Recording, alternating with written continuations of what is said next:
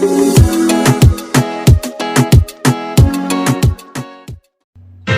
news from WPTV News Channel 5. Breaking news first at 11 tonight, a mass shooting at an MLK Day event in Fort Pierce. It happened at the Ellis Park, located at Avenue M and 13th Street. People were seen running for cover as the sound of gunfire rang out. Now, 8 people were hit by bullets, and we're hearing one of them is listed in critical condition.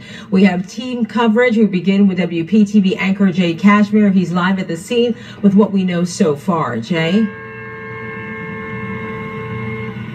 Yeah, good evening, Tanya. On a very chilly night here in Fort Pierce, what was a day of celebration was abruptly interrupted with violence around 5:30 this evening, where, as you mentioned, gunfire rang out at Ellis Park right behind me here. You can see several law enforcement personnel still on the scene right now. It was a completely packed park. There was an MLK Day parade that had happened earlier in the day, and it ended, and then all of a sudden this big celebration was here. There were vendors here, there were food trucks here, and 1,000 people, and out of nowhere, someone entered the park and opened up a gunfire. And that's when everything went into a chaotic scene right now. I want to welcome in Cam Eppinger. Cam, you have a lot more information from law enforcement personnel on exactly what went down and what the scene looked like. Yeah, Jay, what we can confirm at this hour is that 8 people were shot. One of them is in critical condition, and they all were taken to the hospital. And as you mentioned earlier, this all happened in broad daylight at around 5:30 here at Ellis Park. The sheriff deputy says this was at an MLK event right after the parade. We actually have some video producers.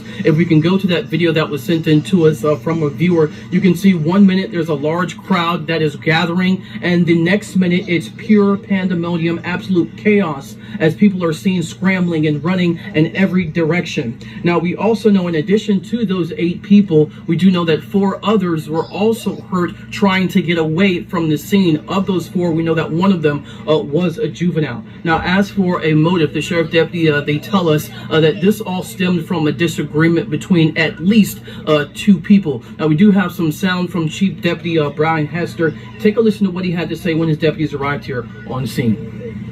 As our deputies were arriving and going to entering the scene, there was mass chaos there. There were people laying behind cars, laying behind anything they could lay behind. It was kind of hard to tell who was a victim and who was just hiding at that point.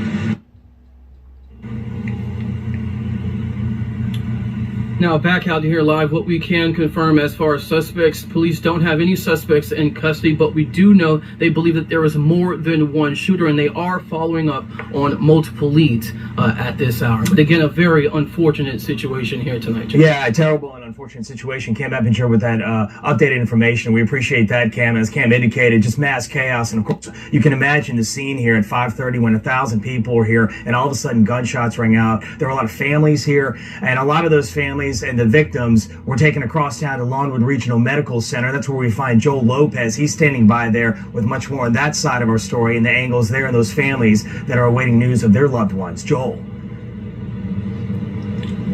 That's right, Jay. We know at least one of those people that was hurt was brought here to Lawnwood, and many of the people that I spoke with are telling me that they're just in disbelief that this happened on a day like today, where MLK Day is a day really to just celebrate unity. So if you look behind me, you can see that there are some family members waiting outside just for any loved ones updates. Now, some people tell me they were at the parade, other ones are just here because of the victims. Now, I spoke with one man named Calvin Bethel who says his sister was shot twice, once in the leg and once in the abdomen, and this was while she was at the parade with her 6-year-old daughter. All I'm hoping for is my sister gets better, and I'm hoping that the conversation I'm going to have with my niece after this is going to be impactful, because I just don't have the words for it. There's nothing you can tell a 6-year-old about her mom getting shot right in front of her. There's not a word you can use for that. I did call the hospital, and they say that they're not in any sort of lockdown or anything like that. But for now, family says that one woman is in surgery, so they're just standing by for any updates. So, Jay, I want to toss it back to you on scene. All right, Joel, thank you very much. A lot of concern across town at Lawnwood Regional Medical Center, where Joel is standing by there as well. A lot of those family members waiting word from their loved ones. There was such chaos that ensued. Chief Deputy Brian Hester talking about that candidly when this happened. People were just fleeing, trying to find cover as they can. One local pastor here actually was involved here. She was here at the celebration. She witnessed the entire scene as it unfolded. John Shaman caught up with her by phone earlier. Let's listen in. I'm just shocked. I'm just really shocked because we had enjoyed an enjoyable day. We had an excellent parade today. It was so many participants, and we had a wonderful time.